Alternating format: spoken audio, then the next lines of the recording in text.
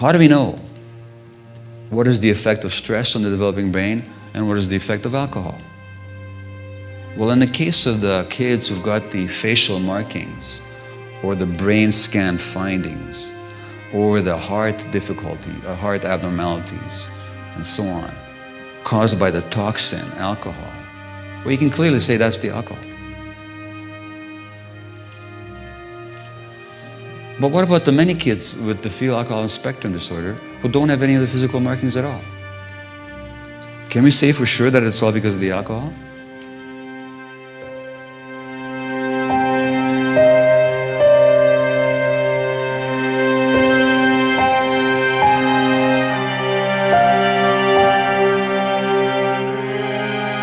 Just in this last Sunday's New York Times Magazine, there's actually an article about a kid with FASD and his dog.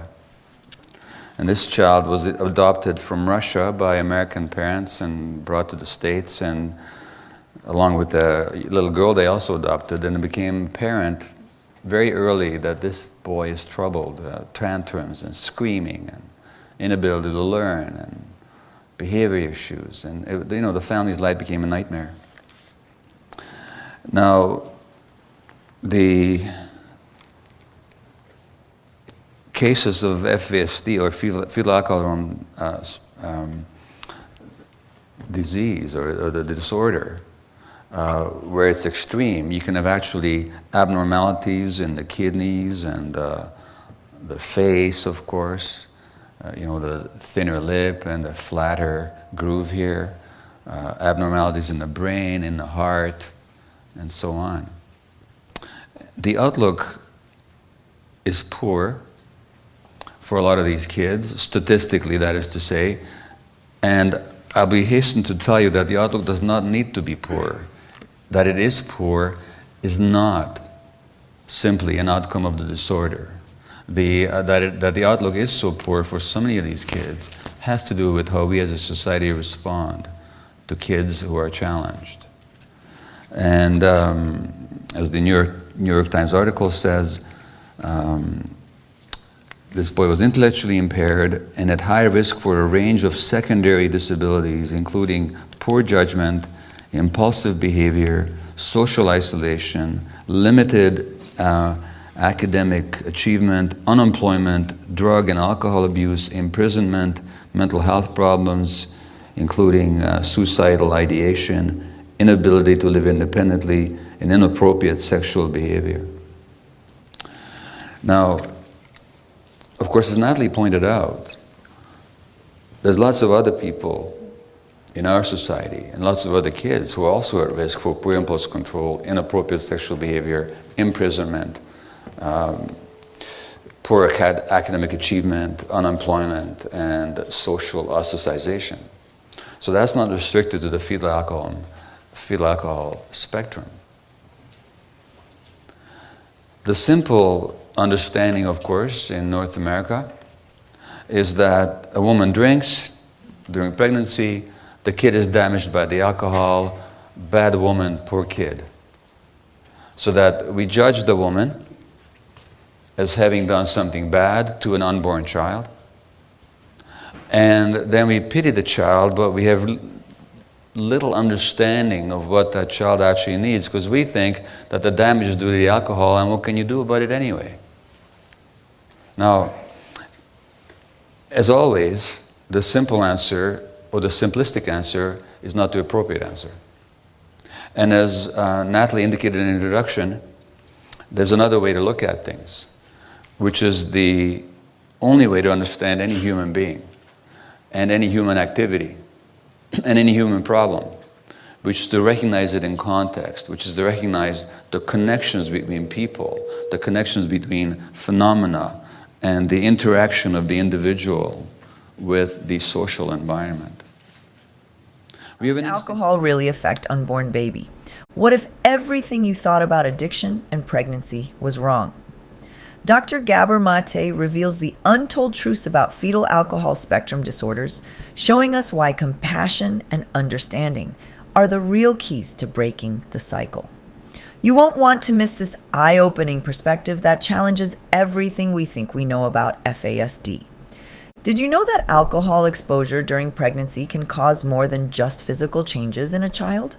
The effects go much deeper, impacting the brain, behavior, and even the next generation. But what if we told you that these outcomes are not set in stone, and that society plays a crucial role in shaping them? Learn how factors beyond genetics, like environment, trauma, and societal responses, profoundly affect those with FASD.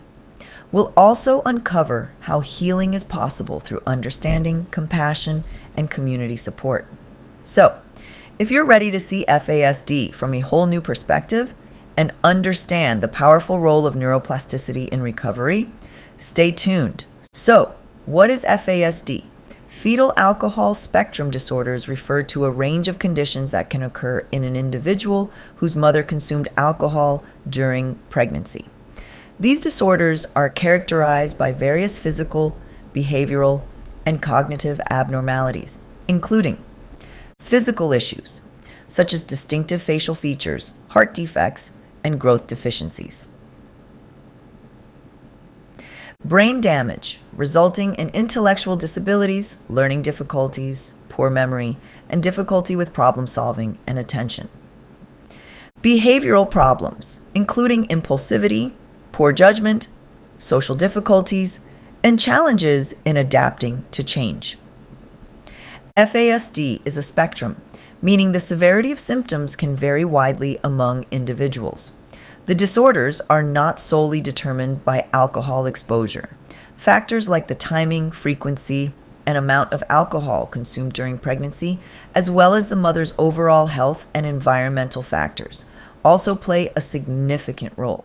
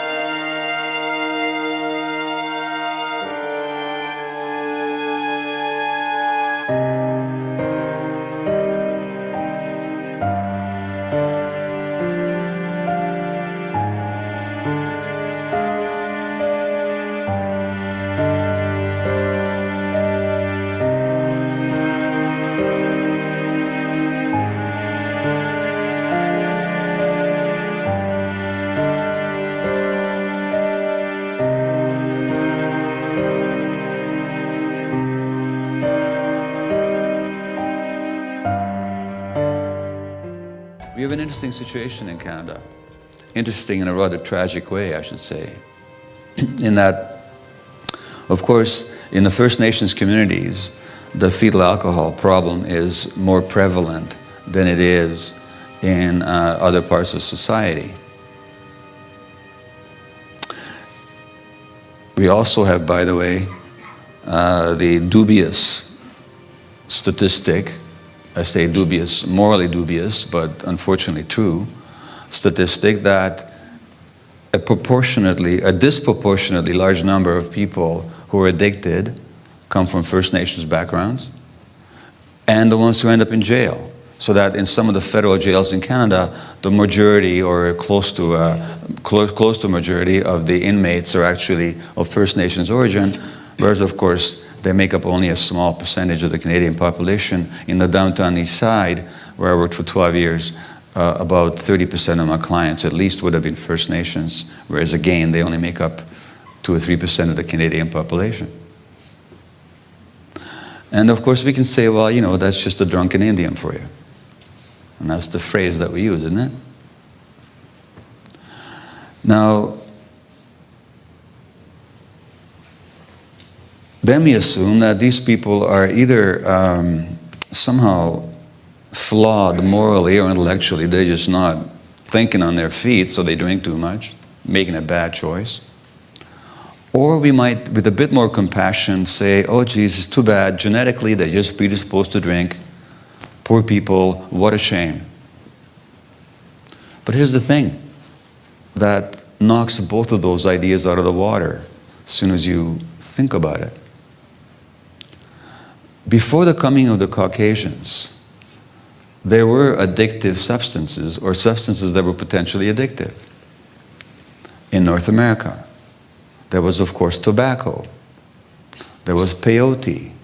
There were psychedelic plants. And in some areas of North America, there were alcoholic spirits. Not only did these substances exist, they were also known to the natives, and not only were they known to the natives, they were used by them. But how were they used? They were used ceremonially. They were used spiritually. They were used to take the consciousness to a higher level, which is the very opposite of addiction. The essence of addiction is to bring your consciousness to a lower level so that you don't feel what you don't want to feel. So addiction, including drinking, is an escape.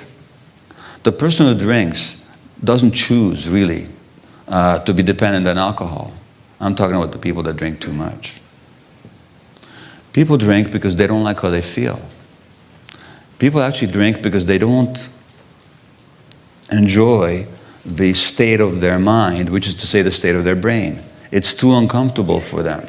So the use of drugs, any mind-altering substance, unless in the exceptional ceremonial context, under the guidance of elders and tradition and ceremony and ritual, except in those circumstances, the use of substances is pretty much always there because you don't like the way you are or feel or think, and you want to change your brain chemistry so that you alter the state of your mind.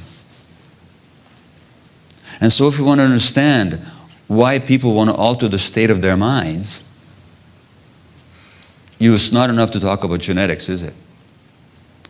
If the problem was genetic, and since that there were all these substances here before the coming of the Caucasians, there should have been a lot of addictions in our First Nation population before the colonial arrival.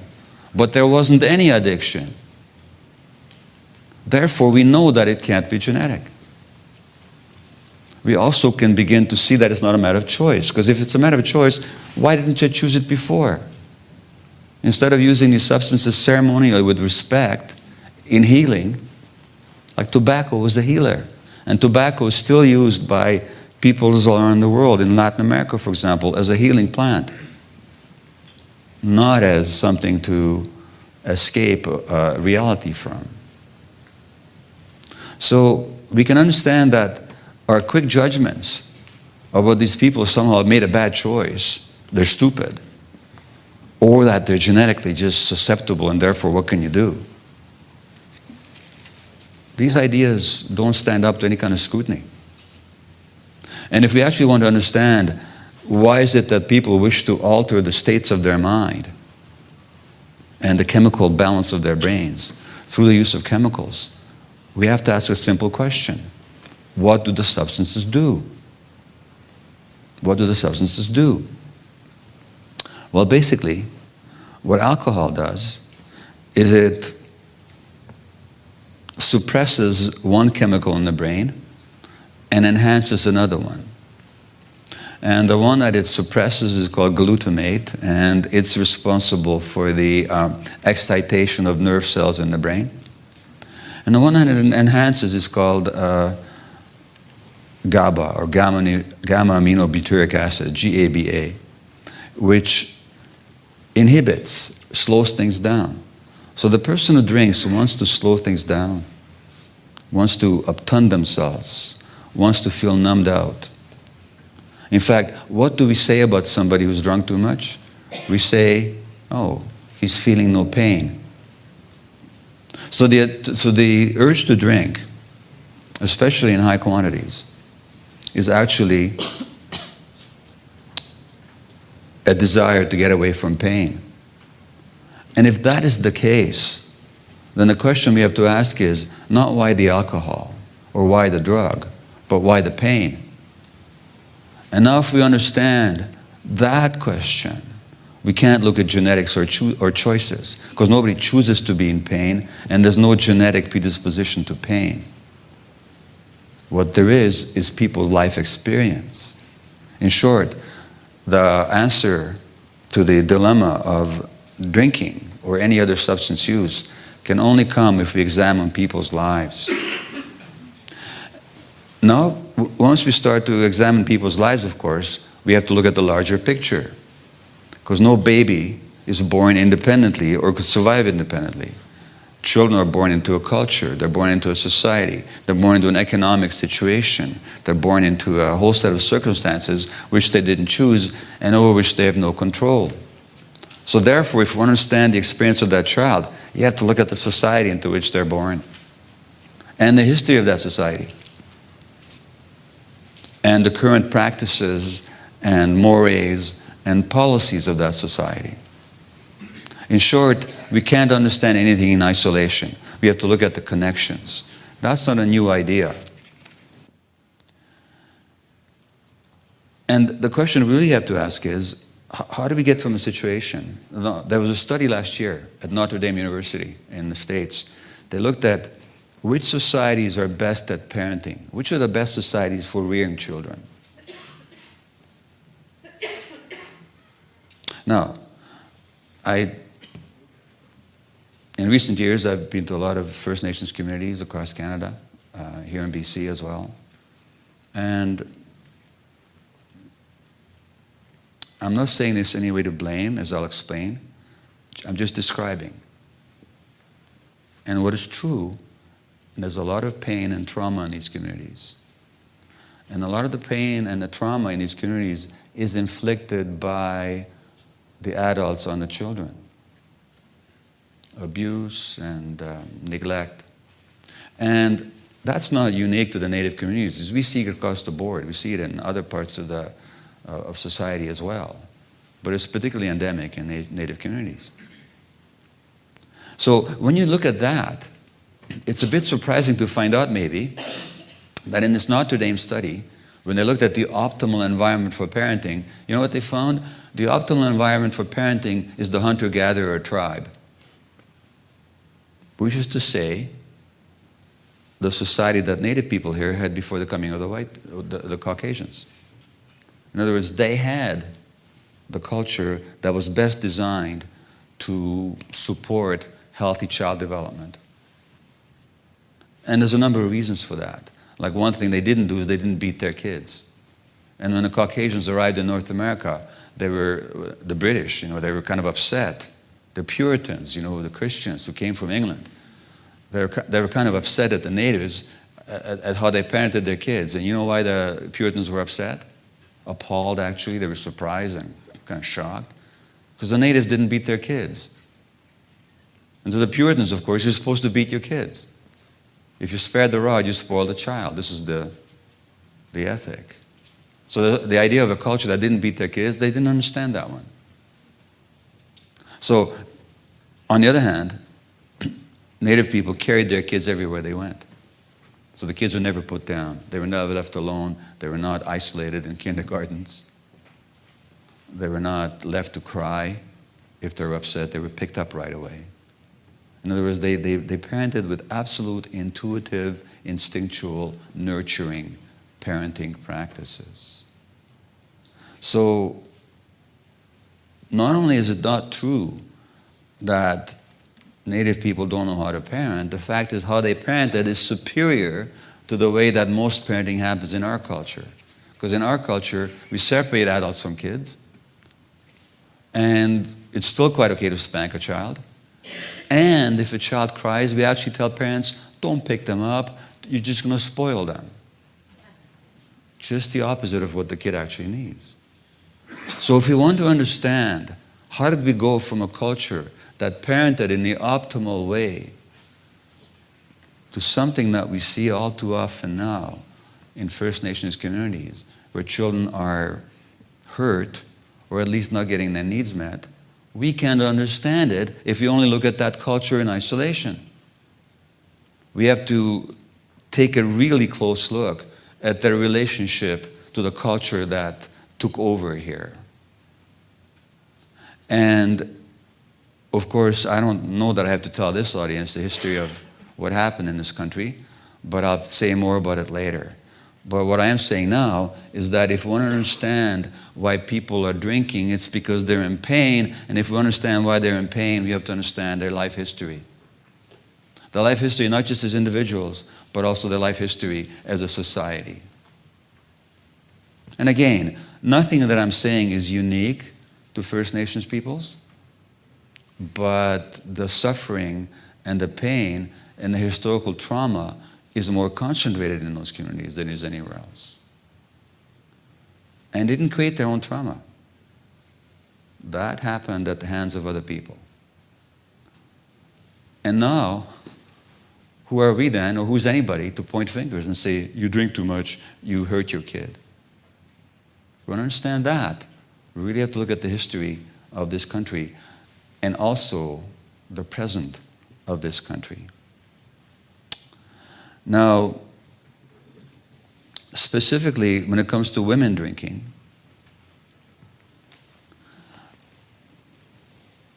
if a guy drinks, well, that's too bad, but the kid is not going to end up with fetal alcohol syndrome. But as Natalie said, the woman's drinking is not separated from the man's drinking. Like very often, it's a relationship, right? Furthermore, there's an interesting statistic. Well, if you look at a whole range of diseases, autoimmune diseases, for example, autoimmune diseases where the immune system attacks the body itself. 120 years ago, there was no autoimmune disease in Native communities, none whatsoever. And now they have some of the world's highest rates of rheumatoid arthritis and autoimmune disease in general. 120 years ago, there was no diabetes in First Nations communities. But now, in some areas of Canada, we have some of the world's highest rates of diabetes. Can't be purely genetic. If it was, it should have happened a long time before. Something must have happened. Specifically when you look at women, and women are at a higher risk for autoimmune disease, and also for like rheumatoid arthritis, and also for non-smoking related cancer. What's really going on is that, again, you can't isolate the women from the society that they live in.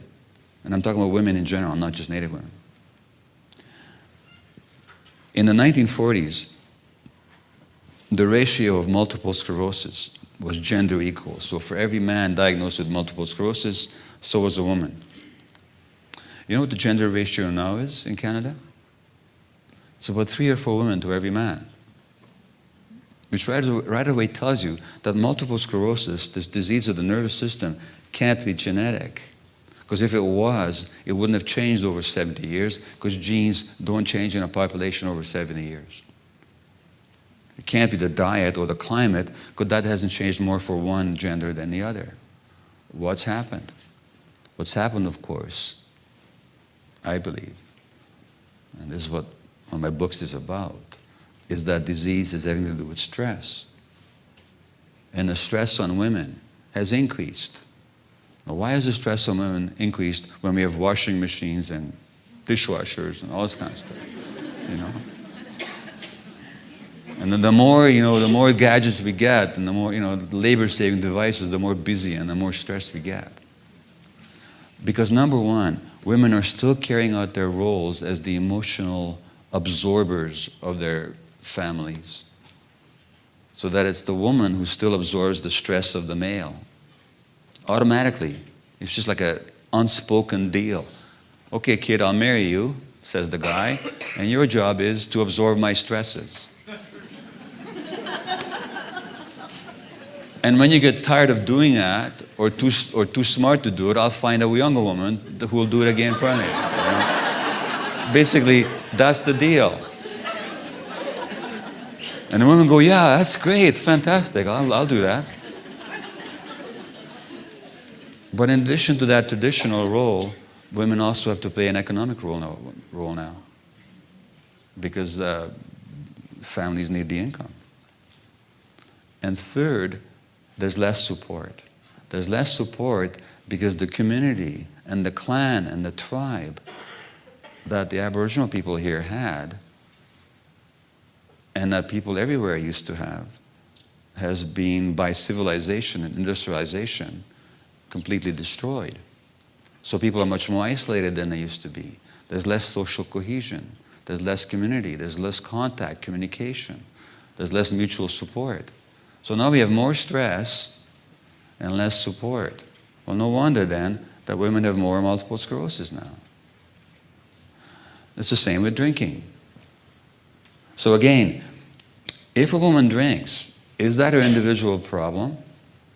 Or does that reflect, and this is true for men too, but I'm just talking about women right now, or does that reflect a history of pain, maybe trauma, a real discomfort with the self, and a lot of stress? And if it reflects all that, then it's no longer an individual problem, is it? Again, now we have to look at the whole social picture, which we as a society don't like very much to do. Now, if you look at addiction in general, there's been large-scale studies now. Well, I can tell you in the downtown east side, where my patients are addicted to heroin or cocaine or alcohol or a whole bunch of things at the same time, over a 12-year period, I didn't have a single female patient who had not been sexually abused as a child. Now, if you look at most women who are drinking enough to cause severe FASD in their kids, you're not going to find a single one who wasn't traumatized as a child. So what's actually happening is that in the woman's drinking, or the man's, but we're speaking about women now, the woman's drinking in adulthood, we actually see the impact of her own childhood.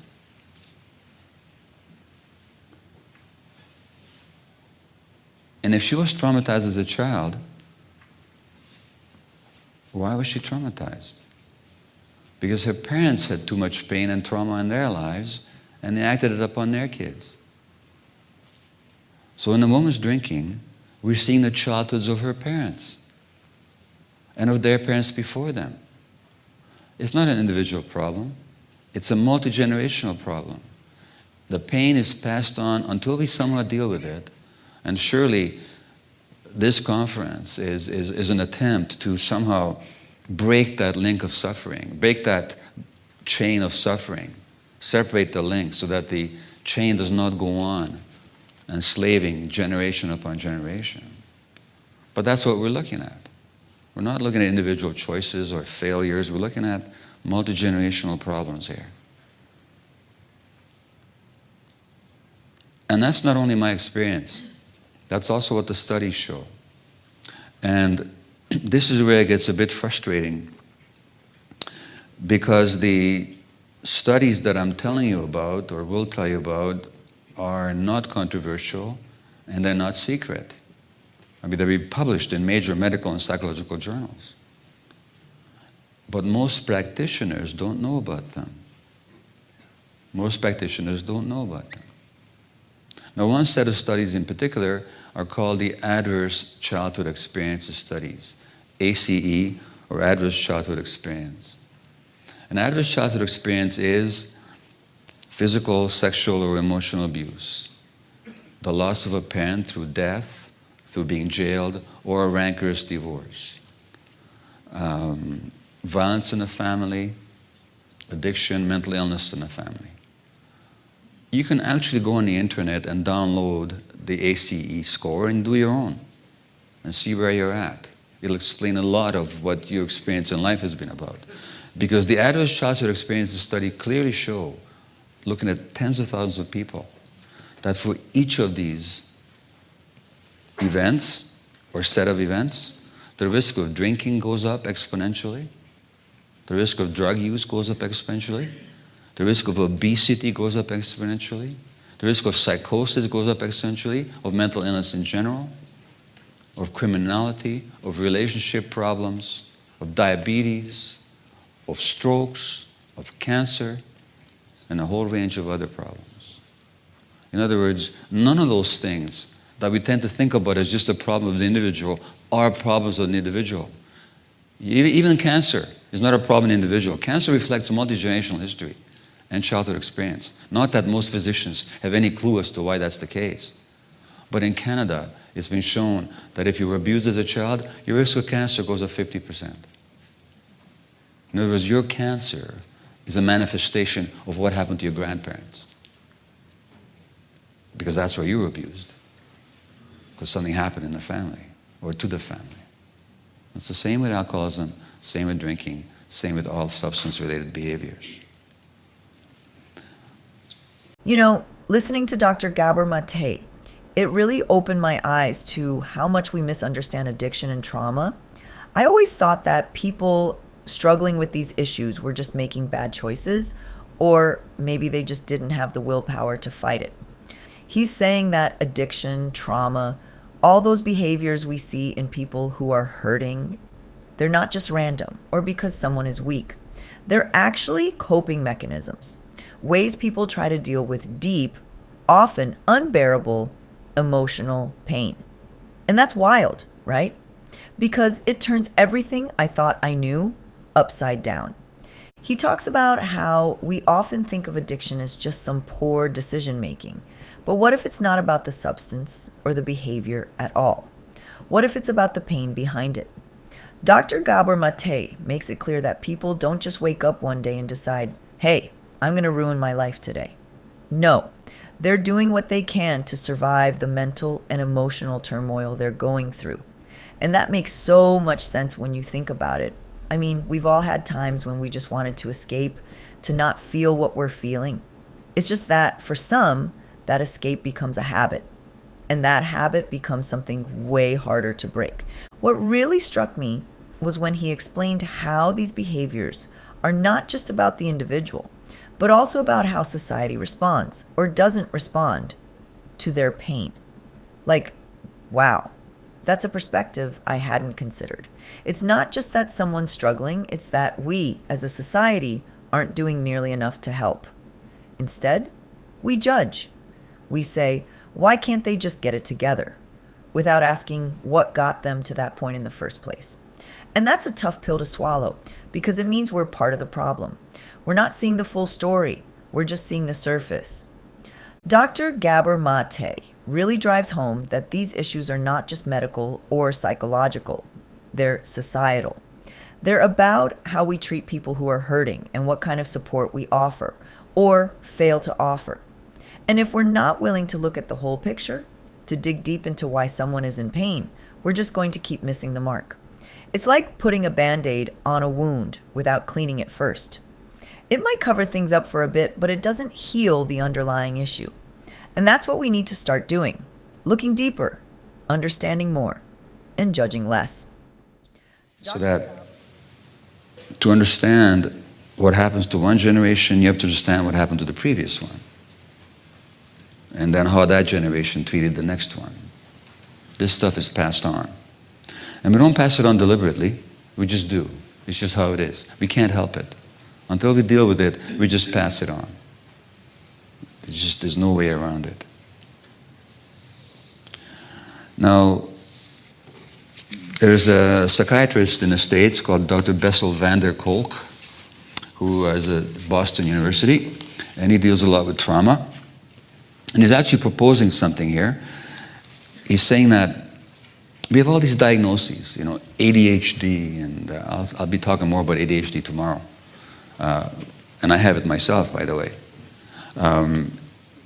which is why I like a lapel mic and I like to move around on stage. Oppositional defiant disorder, conduct disorders, Asperger's, Tourette's, all these things. And we think, we've diagnosed a kid with ADHD, now we've explained something. Or no, it's not ADHD, it's Asperger's. Well, that explains it. None of that explains anything. It only describes it. These diagnoses are not real entities in the real world. They're just stuff that we've put together to describe things. Now we think we've explained something. And FASD is the same thing. Now, what Van der Kolk says is that instead of all these different diagnoses, there's only one diagnosis, which is what he calls developmental trauma disorder. And that simply means that human beings develop in interaction with the environment. Not a big surprise, is it? If you had a garden in which the plants weren't developing properly, and they weren't growing as well, or maybe they were deformed or somehow, you could have the option of going out there and yelling at them, like we do with kids. Grow up! What's wrong with you? Look at that, you're crooked. Straighten up already. Look at your posture.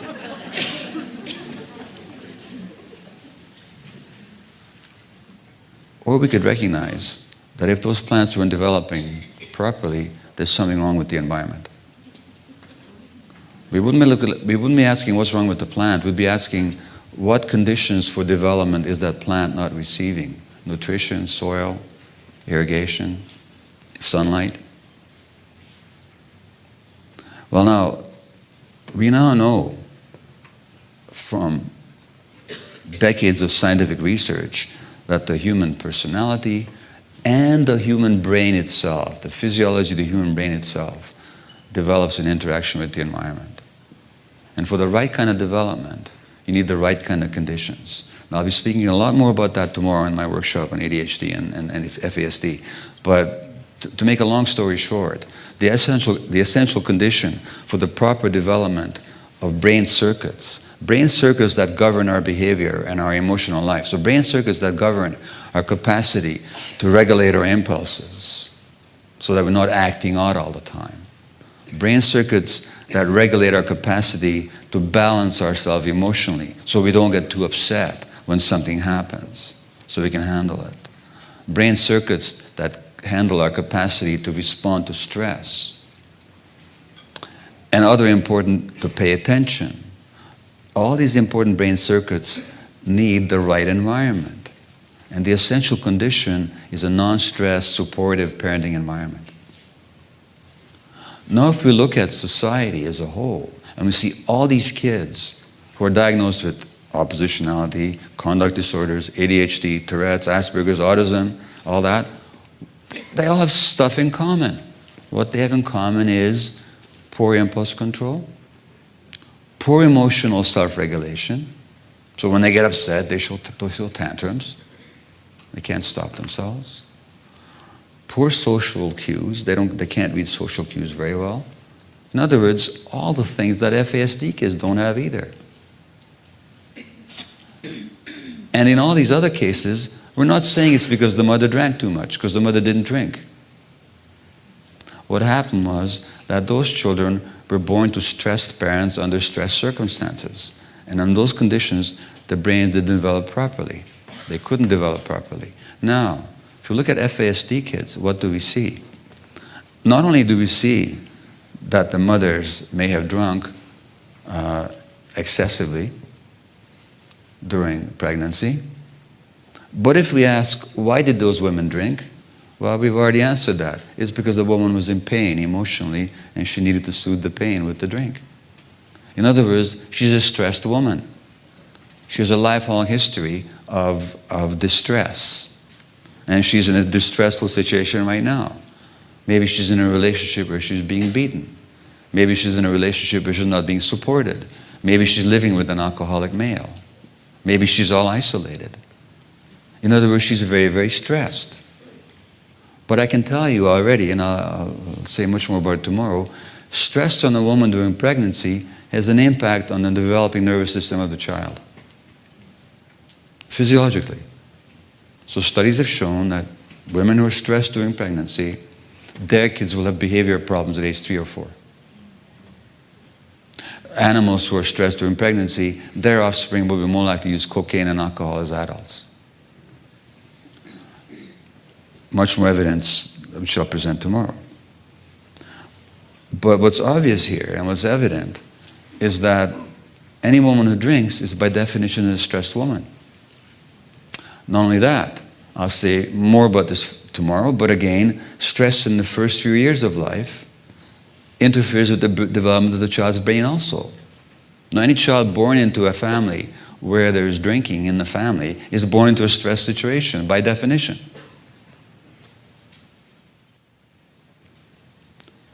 How do we know what is the effect of stress on the developing brain and what is the effect of alcohol? Well, in the case of the kids who've got the facial markings or the brain scan findings or the heart difficulty, heart abnormalities, and so on, caused by the toxin, alcohol, well, you can clearly say that's the alcohol. But what about the many kids with the fetal alcohol and spectrum disorder who don't have any of the physical markings at all? Can we say for sure that it's all because of the alcohol? Or is a lot of it perhaps due to the stress on the parenting environment? Now here's the good news though. The good news is the part that's due to the stress is actually reversible.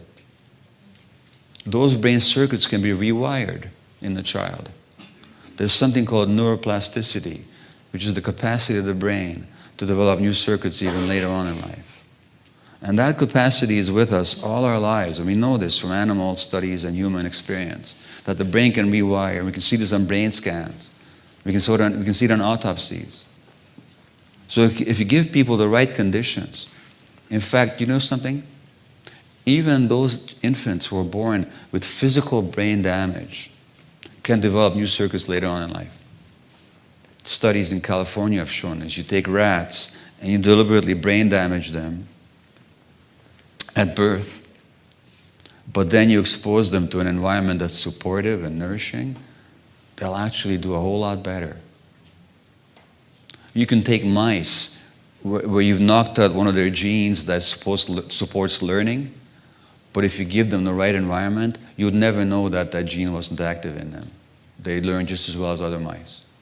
In other words, there's much more capacity for repair and new development and new functions to arise in the human brain than we actually often credit. But what does that depend on? Well, just like the plant, it depends on the environment. So the key question is, how do we give kids the right kind of environment? And never mind giving up on anybody, because you never know how much development they're capable of until you give them a right environment. Now, the right environment, of course, involves a lot of loving and nurturing. It does not involve fancy techniques, necessarily. It does not involve a whole lot of technology. It involves lots of unconditional, loving attention. And that's what this dog did for this kid. And the point that they make in this article, and this dog is the only creature in that boy's life who does not react negatively when the kid acts out. In fact, he's trained to get in there, and even he can pick up when the kid is going to act out. He senses it. and gets in there and tries to cheer the kid up. And, it's amazing. And as the article points out, that when the human brain can relax, then it can learn. So that for learning, you have to have a sense of comfort and safety. And when you've got your emotional needs met, and you're loved and you're accepted, then your brain can relax and it can actually take on the task of learning, acquiring new information, and incorporating that new information. So even this heavily, heavily challenged little boy, who is severely physically affected by the alcohol, even in him, the presence of the dog has meant a completely new lease on life. And he'll always be challenged, but there's capacities in him that nobody would ever known that he had if this dog had been brought into his life, especially a trained dog, by the way. But what the dog can provide is, of course, what ideally human beings could also provide if we weren't screwed up, all of us, which is this unconditional loving acceptance and the sense of intuitive connection. So that's what these kids need. That's also what the women need who drink. Because again, their drinking is no accident. And that causes me, finally, to look at the larger picture again. And that larger picture, again, is Canadian society. Now, a few years ago, our current Prime Minister apologized for the residential schools. I think I've heard everything in the downtown east side and doing my travels, but then something happens and I think, this is impossible. So let me tell you a little story. So last year, about a year ago, I was working with one of the native bands in BC, the Seashell Band, and I was working with a Peruvian plant called ayahuasca, which is a healing plant, one of these healing plants. It's a hallucinogen. Ooh, it gives you visions. Healing visions. And we had a Peruvian shaman working with us, and I was working with supporting that work. And of course, we were dealing with people who are addicted, women who are heavily into cocaine, the men who are into alcohol, or both, or women, and just a heavily addicted group of people. And I initiated this discussion about, look, well, let's go what happened to you in life. So one woman in her 50s told me that in a residential school, when she was 4 years old, and some of you would have heard these stories, but to me it was a shock. I thought I'd heard everything. I hadn't. When she spoke her native language, you know what they did? The nuns stuck a pin in her tongue to give her pain so as to make her forget her language. Now, of course, that means she had to sit there the whole hour. Because if she put her tongue back in her mouth, she would cut her lips or the inside of her mouth. This happened in this province, in this country, within the lifetime of many people in this room. And then we talk about drunken Indians. Then we say, why are they doing this to their kids? And so when this apology came from Mr. Harper, well, that was a good thing. At least they acknowledged what happened. But it's not enough. In fact, I rather thought that the apology was meaningless. The reason it was meaningless is because it's not enough to apologize for something if you're going to keep doing the same thing. Now, it's not that we have residential schools in this country anymore. No, that we don't. So we can safely apologize for that. But we haven't apologized for yet is the destruction of people's ways of life, the destruction of the attempted, not successful, thank God, but the attempted destruction of their culture and the robbery of their resources. And why we haven't apologized for that? Because we're still doing it. Look right now, this northern pipeline that they want to build. The native communities across the north are lining up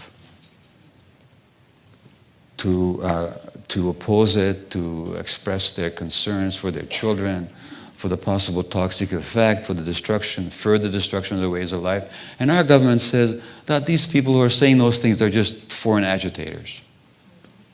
But what does it mean to apologize when you're still going to rob people of what belongs to them? And when you continue to make their lives miserable? Then what do we expect except more addiction? And what's our government's response to that? To the addiction problem and to the fact that people are going to drink and break the law? It's to spend billions of dollars more in jails. So the same government that doesn't have the money for social services and wants to raise the rage for old age pensions because, to save money. What we do have money for is to build more jails and to keep people in jail longer by toughening up the criminal code. And who's going to end up in those jails? Let me read you a paragraph from my book on addiction. Detective Sergeant Paul Gillespie, head of Toronto's sex crimes unit, rescued children from the purveyors of internet pornography. That's what he did. He rescued these kids that were being abused on the internet. As the Globe and Mail reported on his retirement from police work, 6 years at that job had not inured him to the horrors that he witnessed. Paul Gillespie still can't get used to the sounds of crying and pain, says the Globe article, and the graphic videos of children being raped and molested that he has seen all too often on the web. It's beyond horrible to listen to the soundtracks of these movies, said Canada's best-known child porn cop. But it is the silent images of desolate children that tear most at his heart. They're not screaming, just accepting, he said, of the infants captured in his pictures. They have dead eyes. You can tell that their spirit is broken. That's their life. He's talking about 2-year-olds. Those 2-year-olds are going to end up drinking and using drugs. And if that same policeman, think about this one, if that same policeman, instead of quitting the force, transferred to the drug squad, who do you think he'd be chasing in the streets? Those children that he didn't rescue. Because they're the ones who become the addicts. They're the ones who become the alcoholics. So here we have the paradox of we try to protect and rescue kids from trauma if we can. And if we can't, we put them in jail 20 years later. And this is what we call a civilized country. This is what we call the best country in the world to live in. For who? Not for the vulnerable. Not for the people that suffer the multi-generational trauma of what this history, our history, has imposed on them. Well, there's good news in all this. The good news is that children's brains are malleable and plastic, even adults' brains, so that if we actually can create the conditions for the healthy development, that development will take place. And a lot more kids can do a whole lot better if we get all that. If we don't just dismiss them as this diagnosis and that diagnosis, and that means it's hopeless. Because none of these conditions are written in stone, and even there's much about FASD that's reversible. I'm not dismissing here the toxic effect of alcohol. I'm just saying there's a lot there besides that, and that's what Natalie said in the first place, that there's a lot of continuity between these conditions and a lot of similarity, and so that the approach has to be also similar, which is to recognize that underlying all of them, including fetal alcohol spectrum disorder, there's a lot of childhood stress and trauma, multi-generational, and if we go to work on supporting these families and helping these families and helping these children, and in our schools and kindergartens and institutions, and especially if we ever had the wisdom to stop spending the money in the utterly inhumane and non-productive and from every angle useless, worse than useless, criminalization of people who use substances because they're too much in pain, well, we could actually get somewhere. And finally, when I look at the qualities or the teachings of traditional cultures around the world, whether in Peru or in North America or in Canada or in BC, what do we find? We see a recognition of the interconnection of things. We see the importance of connection to the land, of being grounded. We see the importance of nature. We see forgiveness. Then, Dr. Gabor Mate gets into this whole idea of generational trauma, and honestly, it's something I hadn't thought much about before. He explains that trauma isn't just a one-time thing. It can be passed down from one generation to the next. Like, if your parents or grandparents experience severe trauma, that can affect how they parent, how they interact with you, and even how you understand the world. And when he said that, it really clicked for me. It's not just about the person in front of us, it's about all the experiences that led up to this moment. It's kind of mind-blowing when you think about it. He's basically saying that the pain we carry isn't always just ours. It's often inherited. And if it's not dealt with, it just keeps getting passed down. That means a lot of the struggles we see, whether it's addiction, mental health issues, or he talks about the need for compassion, for understanding, for really seeing people beyond their behaviors. And that's something we can all do, right? We can all choose to be a little more compassionate, a little more understanding. And that doesn't just help the person who's struggling, it helps us too. It helps us build a more supportive, more empathetic community. And it's not just about feeling sorry for people. Dr. Gabor Mate makes it clear that it's about taking real action. It's about changing the way we think, the way we treat each other. It's about recognizing that if we want to help people heal, we have to create environments that are safe, supportive, and nurturing. We have to stop judging people for their pain and start asking how we can help them heal from it. And that's such a powerful shift in perspective. It's not about blame or shame, it's about understanding and healing.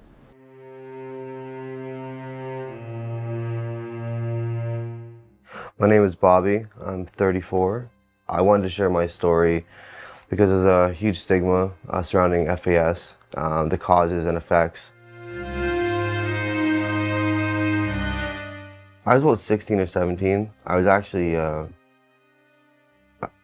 kind of relieved a little bit, actually. Well, growing up, I knew there was something different about me because I was in speech therapy when I was like 5 because I couldn't speak properly. I couldn't pronounce my own name. I was in toy therapy because I couldn't play with toys. And then there was like, family counseling and stuff like that. So I knew something was different. I couldn't put my finger on it. And that's when my dad told me, it made a lot of sense. And, I accepted it.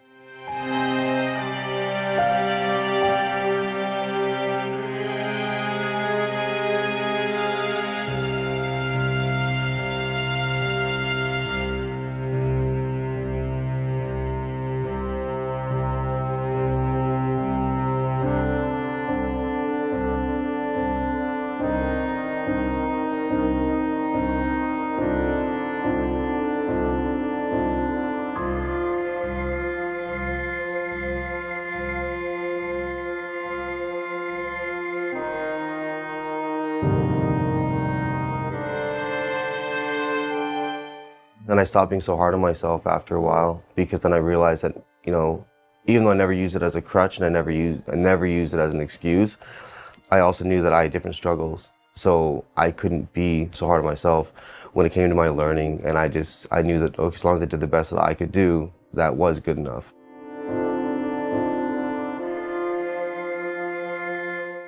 Just because I look normal and talk normal, it's still a disability. So if you have a child or know someone with FASD or any other disability, the only thing you can do is not give up on them. There is hope.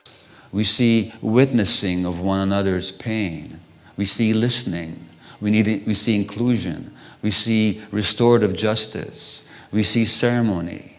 We see communal chanting and the creation of communal spaces. In other words, all the qualities necessary for healing are actually present in traditional teachings. So I think that for us to help heal the ones who most need it, but also for us to heal as a society, we need to drop the arrogance that science somehow will give us the answers. That realize that the answers have been here with us all along. We just haven't paid attention to them. And if we did, our whole society would be much more happy and much more humane. Thank you.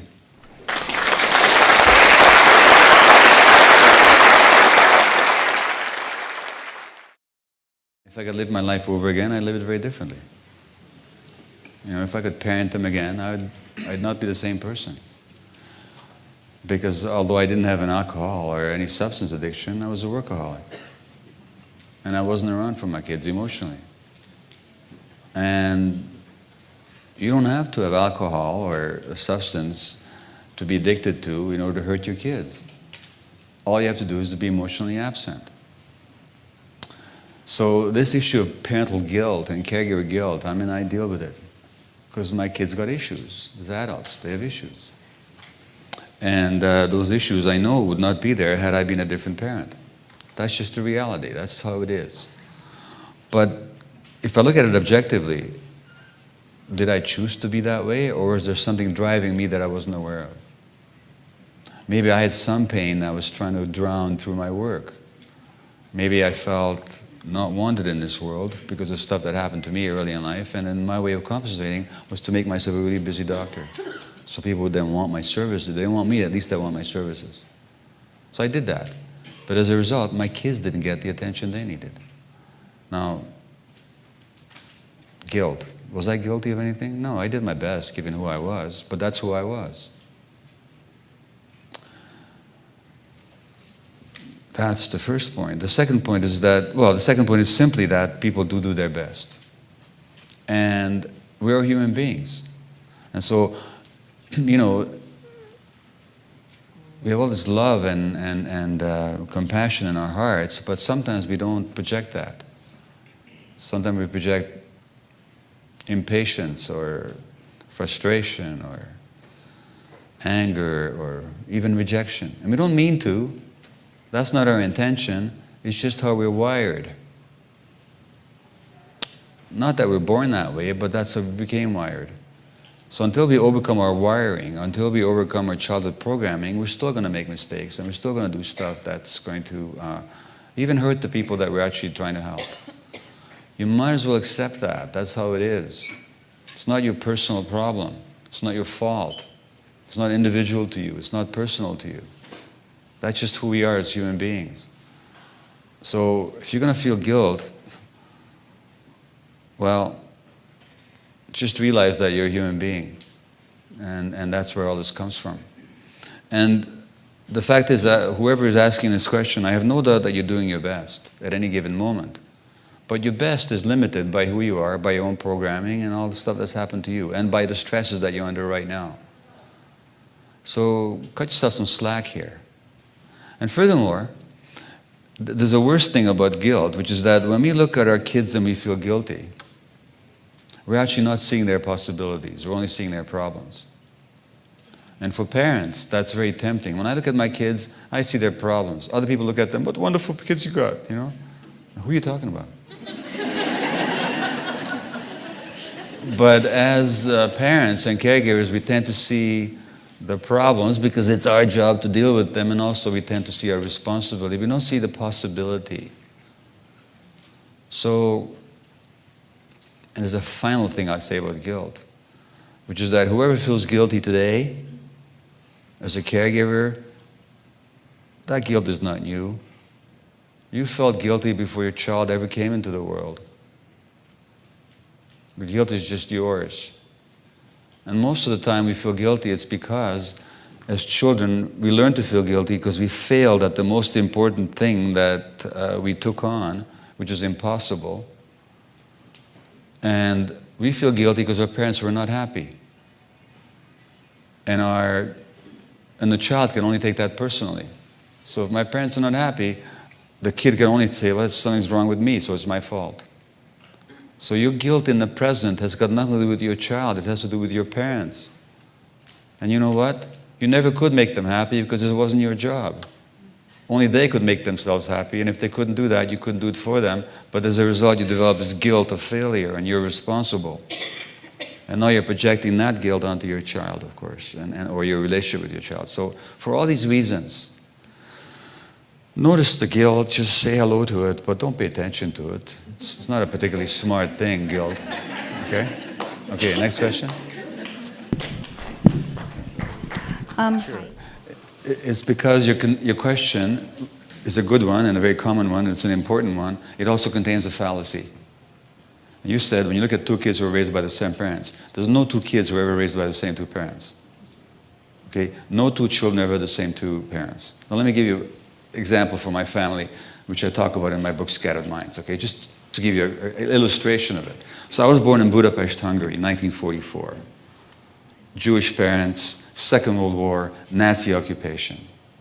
Can you imagine what first year I had? Can you imagine the stresses my mother was under? Her parents were killed in Auschwitz. My father, her husband, my father was away in forced labor. She didn't know if he was dead or alive. That was my first year. My next brother was born in 1946. My father had come back. It was peacetime. It was a time of optimism, rebuilding. My third brother, or the third of us brothers, was born, his name is not Mate, his name is Mate. Because he was born in Canada. None of this European stuff. George Mate, who's now 50, I don't know, he was born in 58, so however that makes him, 54 years old this year. He's got a tattoo on his shoulder, which he put on just this year as a 53-year-old. And it's got the Vancouver Canucks logo. And I said, George, tell me this is just a paint-on job. He says, no, it's real, he says, and when we win the cup, the cup is going on the other arm. Well, we're still waiting for that tattoo. But he was born in 58 in Canada to a mother who was then 39, a father who was 48, new immigrants in Canada, not speaking the language, trying to make their life in a new culture, struggling economically. Do you think that three brothers had the same parents? Can you see that they didn't? Mm-hmm. It's the same with all other kids, okay? So children are never born to the same parents because the parents are at a different stage of their relationship, a different stage of their life, different stresses. And not only that, each kid evokes something different from a parent. So even though I love my kids the same, mm-hmm. and I might be fair in terms of what kind of goods I give them or what kind of rules I set down for them and all that, but emotionally I react to them differently because they trigger a different part of me because they're different people. Mm-hmm. So they don't experience me as the same at all. And furthermore, even if I could be the same person to them, which I can't be, even if I could be the same person, which I can't be, they would experience me differently because they have different sensibilities. I see you've got ADD, you're in a big hurry to get out of that. Neither can I. So we can just talk to each other, okay? Okay, so the third point is you got to look after yourself. You got to take responsibility for your own ADD, okay? I highly recommend, if you haven't already, that you either read my book, Scattered Minds, or you download the audio version and listen to it if you can't read. If you can't focus that long to read, because it'll give you a totally different take on the condition than you've ever heard from anybody else. It'll explain to you what it's actually about, which goes back to your childhood stresses, and that there's things you can do for yourself in the present to deal with it. Okay. So that the short answer is, don't try and explain things to her. Let her be a kid, so listen to her and spend time with her. And thirdly, as best you can, take responsibility for your own stuff, and that'll create an atmosphere where your kids could be more at ease as well. Okay. Okay? Thank you. You're welcome.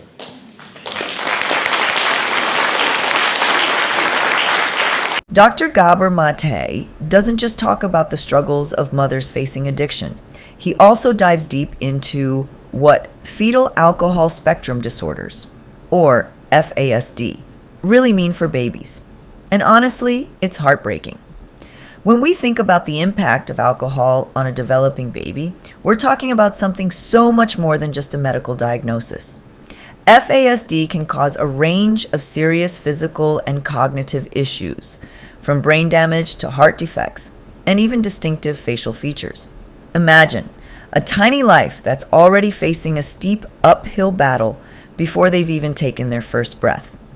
These babies, born into a world already stacked against them, often struggle with learning difficulties, behavioral problems, and a host of other challenges that can last a lifetime.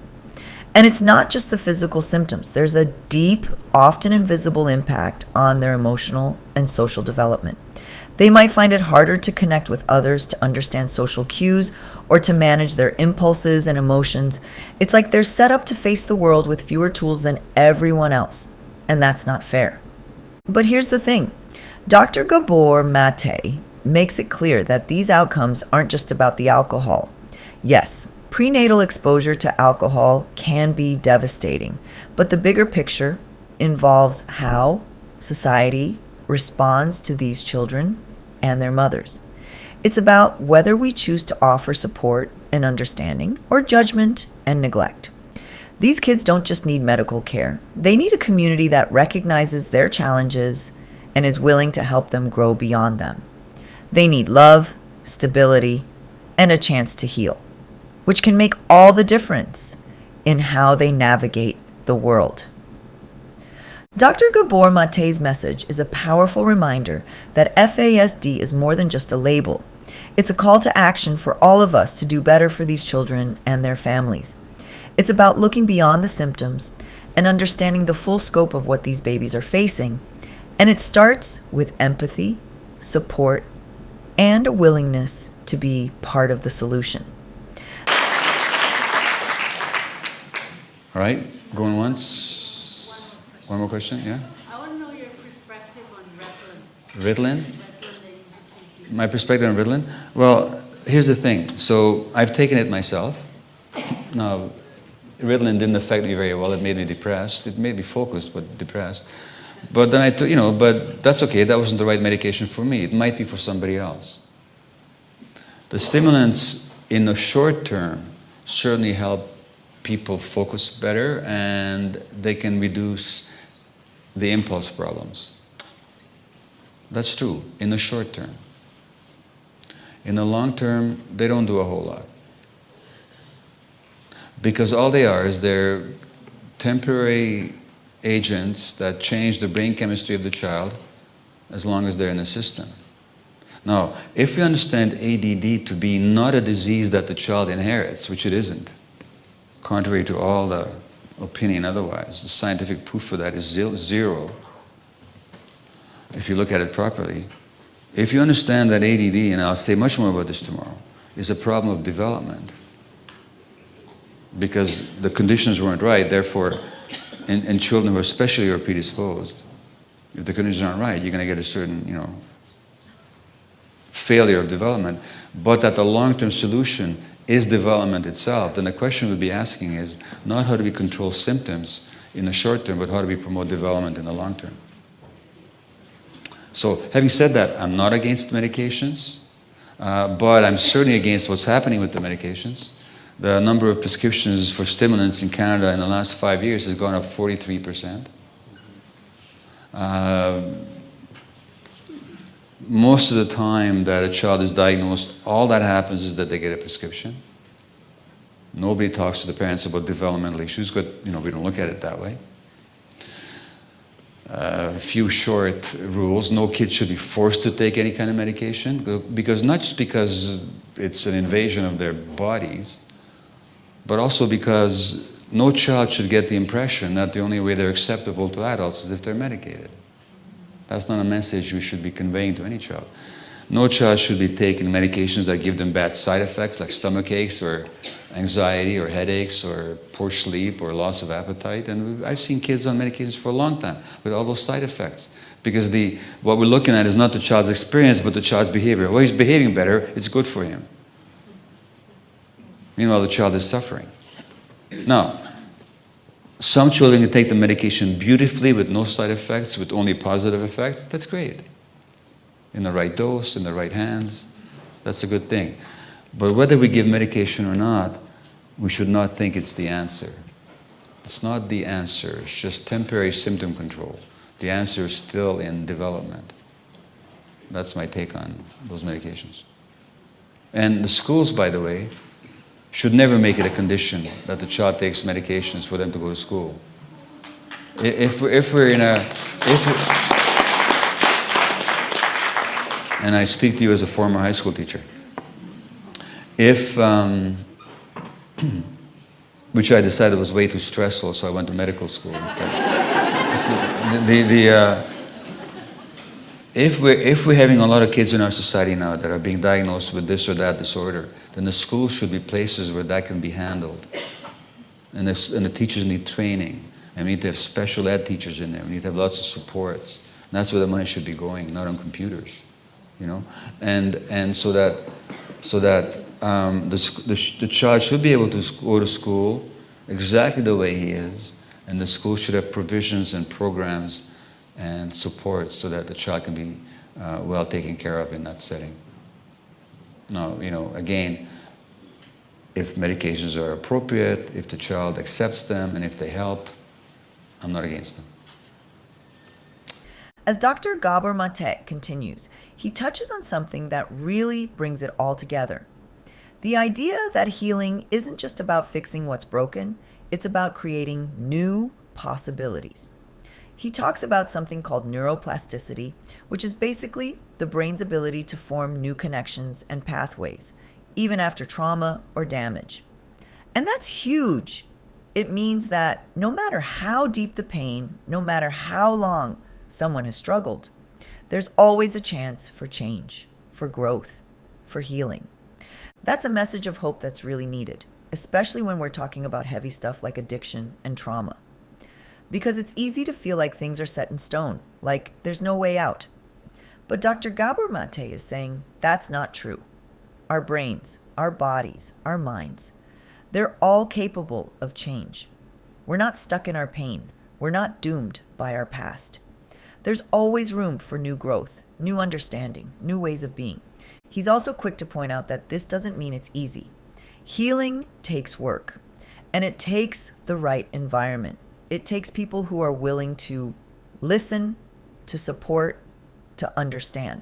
And that's where we come in. You know, we all have a role to play in creating those environments. Whether it's in our families, our communities, or our workplaces, we can all contribute to making the world a more compassionate place.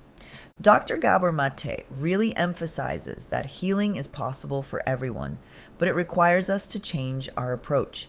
It's not just about focusing on symptoms or behaviors. It's about understanding the root causes, the pain behind the pain. And it's about providing the support and love that everyone needs to heal. It's a call to action for all of us to be part of the solution. Dr. Gabor Mate, thank you. Thank you for your presentation. What I'm really grateful about is that you put it into context also about two societies of a larger society, settler society, Canadian society, as well as Indigenous society. And when we think about it, a lot of the language you're using speaks a lot to colonization and the impacts it has on peoples. And we've often addressed that not only were Indigenous peoples colonized and assimilated, and but also settler society is also colonized to become a Canadian, to to no longer be from a distinct society from other parts of the world, but to become part of this society. So it did produce a great deal of shame, and when I think about decolonization, it kind of gets muddled up because we're working within the confines of colonial structure. We're working in organizations, we're working in townships, regions, we're working in that kind of a framework. And here in Wet'suwet'en society, we had been shown the way for generations, and that was disrupted with residential schools and foster care systems. At present, we see the numbers of children in care this year alone supersedes the number of children that had attended residential school in all of residential school history across Canada. Really? And so what we're looking at is this other issue of what you also framed the context of our resources as peoples. And it's a very difficult concept because we abided by natural laws, and that did not say that we had ownership of nature.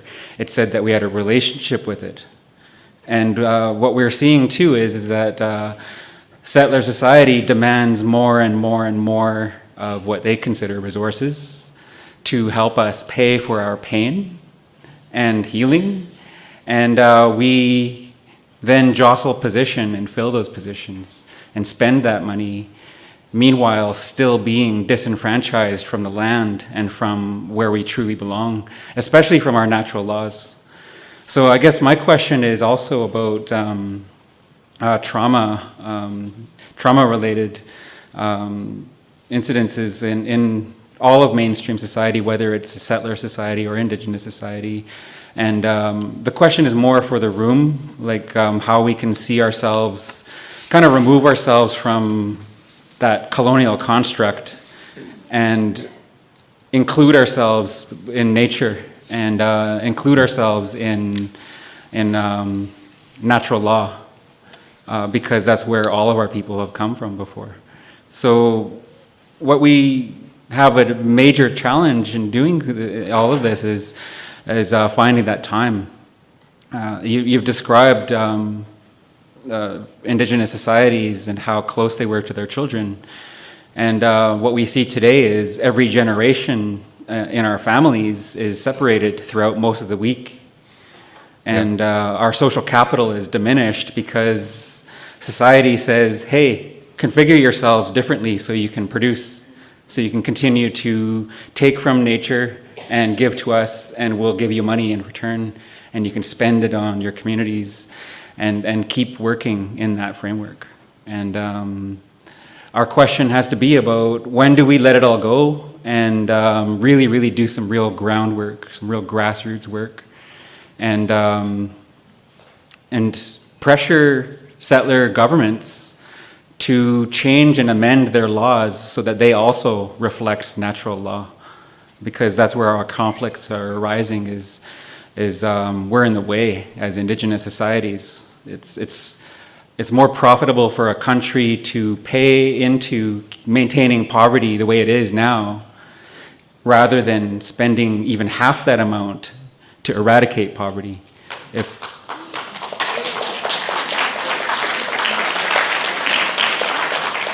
So that's our conflict right now is where do we begin? When do we let this all go and stop trying to fit roles that don't belong to us? They're not of our design. If we're really going to combat racism, violence, and addiction and its effects on our peoples, we really need to have a really good look at our week-long activities, how much time we have with all of our generations present, and how they can decolonize, and what does that mean for a settler society to decolonize? Thank you. Well, thank you very much. You didn't so much ask a question as you threw out a challenge, and not to me, but I mean to all of us, and also, of course, you made a very powerful statement. So I won't reiterate what you said because it doesn't need for me to add anything to it. I just make a couple of quick points. You talked about the trauma throughout society, in the rest of society, as opposed to just the First Nation groups. Well, here's this American psychiatrist that I've quoted earlier, and he said, people with childhood histories of trauma, abuse, and neglect make up almost the entire criminal justice population in the United States. Just about every single person in jail in this country or in the US is there because of childhood trauma or neglect. So it's a general problem. It's not restricted. It's a problem of this society.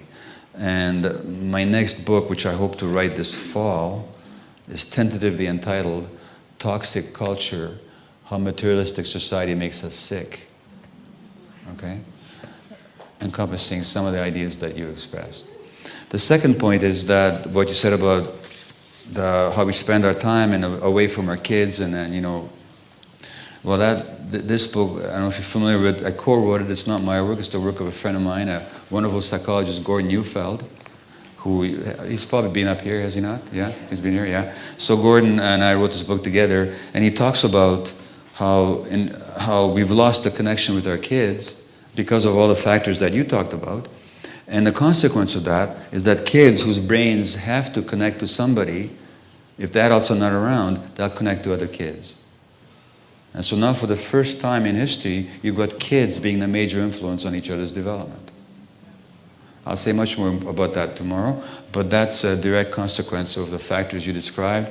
And that book is called Hold On to Your Kids, and it's a major problem throughout society. So kids are meant to be initiated into the adult world by elders and adults, and now they're being initiated into the world by peers. And of course, when it comes to drug use specifically, the commonest context for beginning drug use is in the peer group.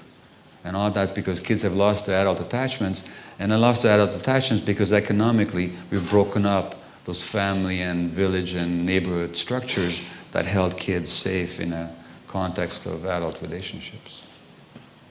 What's really compelling about Dr. Gabor Mate's talk is how he connects all of this to the bigger picture of society.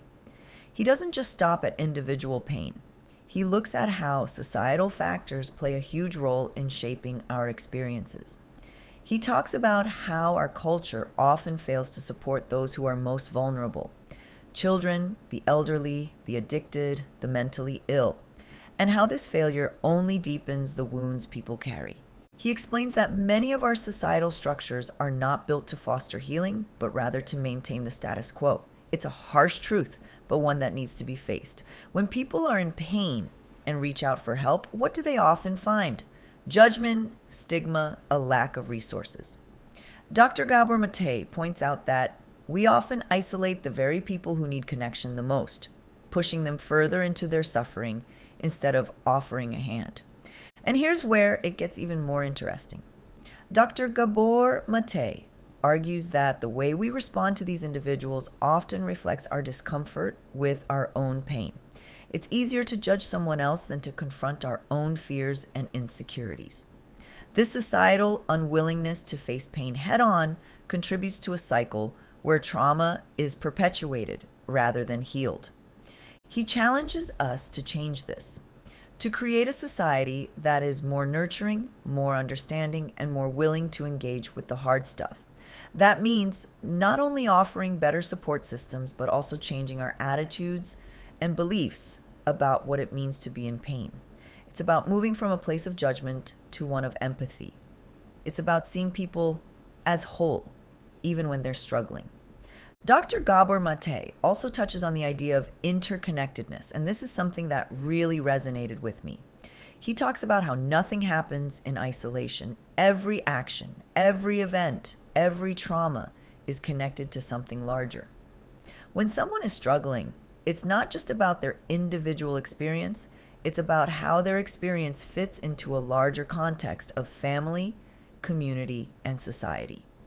He gives examples of how historical traumas, like colonization and systemic racism, continue to impact communities today. These aren't just abstract concepts, they're real, tangible forces that shape people's lives. Dr. Gabor Mate argues that if we want to help people heal, we have to understand these connections. We have to see how the past affects the present, and how individual pain is often a reflection of broader social issues. This idea of interconnectedness also extends to the solutions we need to pursue.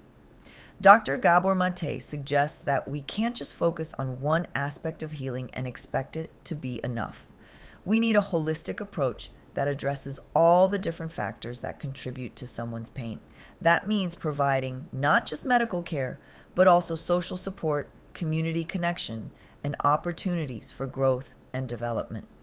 And he's right, because when we only focus on one part of the problem, we're missing out on the bigger picture. It's like trying to solve a puzzle with only half the pieces. If we want to create real change, we need to look at the whole system and see how everything fits together. Only then can we start to make meaningful progress toward healing. Absolutely. And of course, if you look at countries like Greece right now, because of the economic crisis that the kind bankers of Europe have thrust upon Greece, now there's more suicides in Greece in the last half year and more alcoholism. And that means there'll be more kids born with fetal alcohol problem. And in the Soviet Union, of course, there's been a tremendous rise in alcoholism for economic, social reasons, and for reasons of dislocation and disruption of communities that we've talked about. Of course, you're going to do the same thing, see the same thing over there. The reason I keep or emphasize the First Nations connection is obviously because of this area and this country. And but that doesn't make it a uniquely First Nation problem. You're quite right, and they just happen to be manifesting it more tragically, perhaps statistically, than other segments of the population. But it's a human problem. It's a human problem, which might be a good note to end this conversation on, that we're dealing with a human problem here, and it's something that can't be differentiated into, as Natalie said in the beginning, into race or class or so on. It's a human problem. It's a problem of human pain and human suffering, and therefore the solution has to be humanity. They're all capable of change. We're not stuck in our pain. We're not doomed by our past. There's always room for new growth, new understanding, new ways of being. He's also quick to point out that this doesn't mean it's easy. Healing takes work, and it takes the right environment. It takes people who are willing to listen, to support, to understand. And that's where we come in. We all have a role to play in creating those environments. Whether it's in our families, our communities, or our workplaces, we can all contribute to making the world a more compassionate place. Dr. Gabor Mate really emphasizes that healing is possible for everyone, but it requires us to change our approach. It's not just about focusing on symptoms or behaviors, it's about understanding the root causes, the pain behind the pain. And it's about providing the support and love that everyone needs to heal. It's a call to action for all of us to be part of the solution. What's really compelling about Dr. Gabor Mate's talk is how he connects all of this to the bigger picture of society. He doesn't just stop at individual pain. He looks at how societal factors play a huge role in shaping our experiences. He talks about how our culture often fails to support those who are most vulnerable: children, the elderly, the addicted, the mentally ill, and how this failure only deepens the wounds people carry.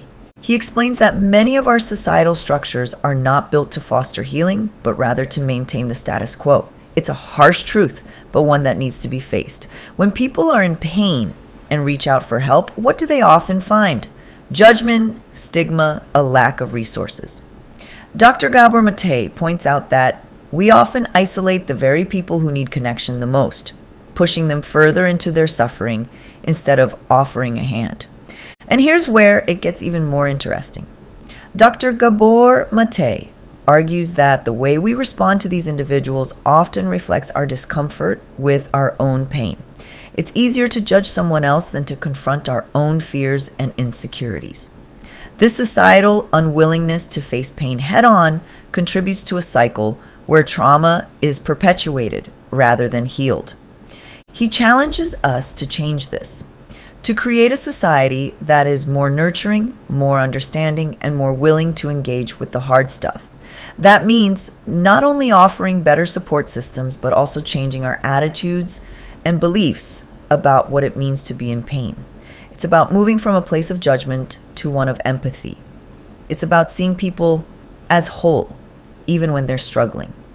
Dr. Gabor Mate also touches on the idea of interconnectedness, and this is something that really resonated with me.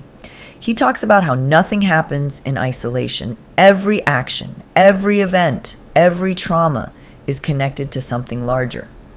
When someone is struggling, it's not just about their individual experience, it's about how their experience fits into a larger context of family, community, and society.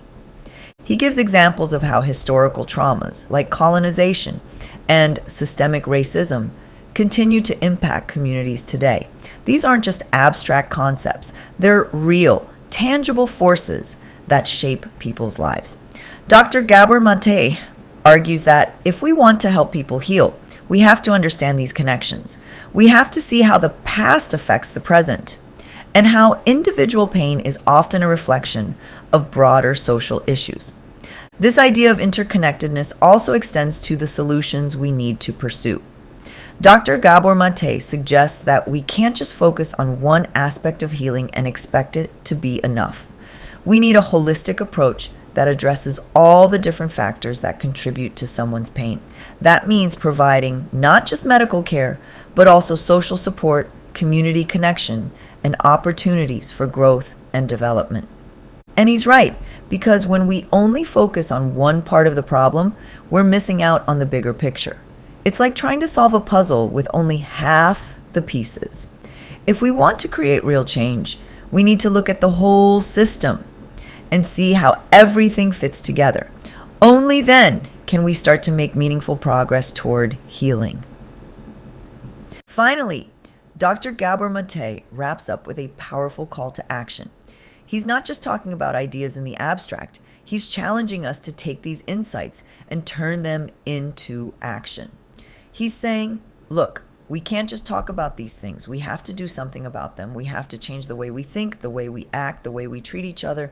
And that's a big challenge, but it's one that we have to take seriously. Because if we don't, nothing's going to change. He talks about how we have the power to make a difference, but we have to be willing to use it.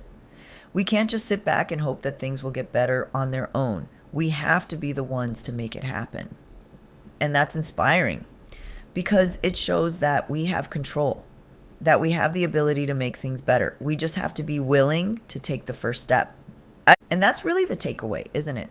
That we have the power to make things better, but we have to be willing to act. We have to be willing to make the changes that need to be made, even when it's hard, even when it's uncomfortable. Because that's the only way things are going to get better. It's not going to happen on its own. It's up to us. Dr. Gabor Mate is really pushing us to see that we have a role to play in all of this, that we're not just bystanders, but active participants. And that's a powerful message because it means that we have the power to make a difference. We just have to be willing to use it.